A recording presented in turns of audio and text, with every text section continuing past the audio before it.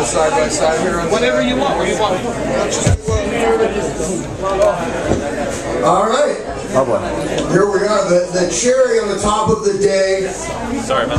Nikki Sixx, thanks for coming in, man. That sounds sexual. I know it does a little bit, right? Yeah. I like your hair. It looks good. Thanks. I just went with the bust. Last time I think I had the mohawk with yeah. fashion. My hair is always the same. From Nikki Sixx. It's what, 81? Yeah, before that. Congratulations on the tribute to you guys for the Sunset Strip Music Festival this year. Mötley Crüe Day, just the other day in West Hollywood. Cool. It sounds like an STD. Doesn't it? The SSMF? Yeah. Yeah.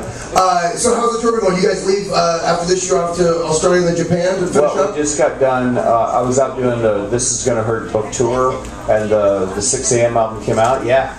And Pick this up right here.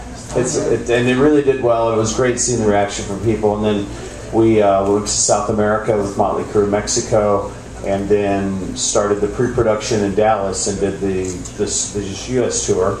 And tonight's the last night. Mm-hmm. And then we're going to be off for a few weeks, and then we go to South America. No, not South America. We just went there. Australia. Australia, Jakarta, first time, and where else? Japan. Mm-hmm. And then back here. And then we got something special happening in December that we haven't announced yet. Really? And in here in LA, or no? It's going to be in England. Okay. But yeah, and then that's this year. It's been an amazing year, like doing the radio show and all the music. Oh, it's just like so exciting. I was just talking to Julie about finding new bands, and it's like being able to go on the internet and dig for new bands and get kids giving me their CDs and thinking you can play it. Yeah, I can play it, and it's like so exciting to turn people onto stuff, and that's like what's happening out there on the streets right now in the festival. Is that a good artistic outlet for you, being on the air, talking as a DJ every day into the mic? Yeah. What is that? What sort of experience is that for you? I mean, it's almost therapeutic in a way. It's therapeutic, and also it's very much like doing interviews where you can say whatever you want to say, and you're entitled to your opinion. And you can give it, and people can respond to it, and they can either like you or not like you. And I do get, hate mail, and I think that's kind of good. But that's just because we have an opinion, and being able to play music that you love and talk about why music's in a slump right now, and have the ability to hopefully play something that makes people feel the way you felt when you were 17 it's like the greatest gift ever. Yeah. Is it, talking on the radio, being a DJ, in some ways, is it equivalent to writing a book like this? I mean, because this is basically like journaling. I mean, it's very introspective. Yeah. Yeah, it is. It is that way, and it's become more so. I know that when we first started doing the radio show, we would have sort of an organization of what we were going to say that day and talk about. And now it's got to the point where, like, our little group of people will, whatever is happening, actually on the way to the radio show, could be what the radio show's about. A song that come on the radio versus, seeing something happen on the side of the street. It's just become part of who I am, and then part of whoever's listening, and that's exciting. Which is like a book or being a songwriter. It's all kind of happening in real time, and it's not a fake thing. It's not a scripted thing. And I know, and you're very open. I mean, that's one of the things I respect most. That you're incredibly open in your books and all your conversations on the air, whatever you do.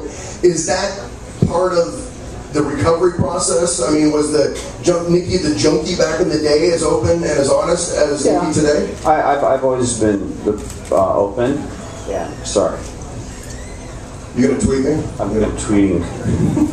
You're great on the Twitter, by the way. I love it, dude. I hated it in the beginning. I was like, I will never tweet, and now I'm into it. Yeah. Have a good time. It was funny because we were on tour, and we had the opening band, and their audience is a little bit more passive than our audience. So we would sort of, through social media, cause a line in the sand, and we would get fans that would be like, you're either a Mötley Crüe fan or you're not when you're at our show. And using Twitter as a way to kind of communicate with the fans in the audience, even during the show, and it was fun. It was fun. I want to run through some rapid fire questions with you here. If you could have dinner with any one person, who would that be, and what would you order? I think it used to be Keith Richards, and we were very lucky. Mötley Crüe played some shows with the Stones, and I met them, and he's like still a huge idol of mine. But since I got to meet him, the one person I've never got to meet is David Bowie, and I think that would be the person I would enjoy that conversation. A little dark, but what would you want written on your tombstone?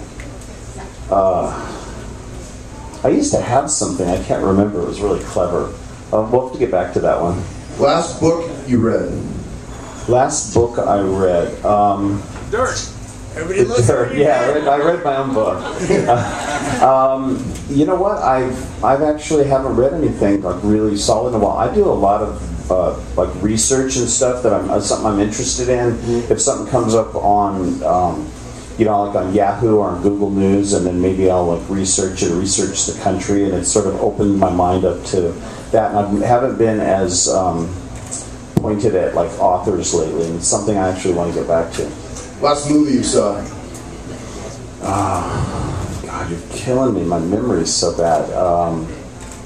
Transformers. Transformers? No, I didn't see that one. You missed it out. Was it good? Oh, it was amazing. No, somebody says no. I can't. Nothing on the tour? You guys, you're not throwing on movies after shows or anything? No, there's a lot of. My girlfriend just like takes over the TV with Family Guy. Yeah, I'm in trouble. We'll take Family Guy. Well, last time we talked a little bit about the possibility of a Mötley Crüe movie. Yeah, we're working on it. It's very, very, very, very close. Very close. Yeah. Is that kind of going to be based on the Dirt, or is that a completely separate? It would be based. It would be based on the Dirt. Okay. Yeah. And any talk about who's going to play who or directors? I think our whole thing has always been to have enough control over the movie that we were able to get unknown actors, and it would have more of a feel of Goodfellas meets